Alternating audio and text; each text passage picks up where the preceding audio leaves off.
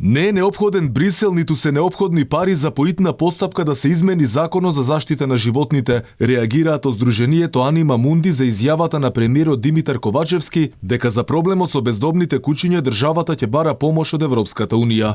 Оттаму вела дека со години се справуваат со последиците, се убиваат животни, страдаат граѓани, се трошат енормни пари, но никако не се третираат причините, изворот на проблемот, односно неодговорното сопствеништво, размножување и напуштање. Анима Мунди во 10 наврати доставува предлог измени и дополненија на Законот за заштита и благосостојба на животни, усогласени со најуспешни ЕУ практики, поддржани од ЕУ парламентарци, кои во континуитет се игнорирани, а истите дефинираат мерки за контрола, сузбивање, надминување на проблемот. Премиерот Димитар Ковачевски смета дека барањата на Анима Мунди се легитимни и тој во целост истите ги поддржува. Вели дека му дал налог на министерот за земјоделство да подготви сосема нов закон за миленици, во кој ќе бидат офатени барањата за организациите за заштита на животните. Барањата се легитимни и ќе се подготви нов закон кој ќе ги опфати сите услови за чување на домашни миленици, почнувајќи од чипирањето. И јас имам куче и знам како е. Во однос на кучињата скитници сметам дека е време и градоначалниците да си ја вршат својата работа и да поведат грижа за тоа што им се случува на нивните улици.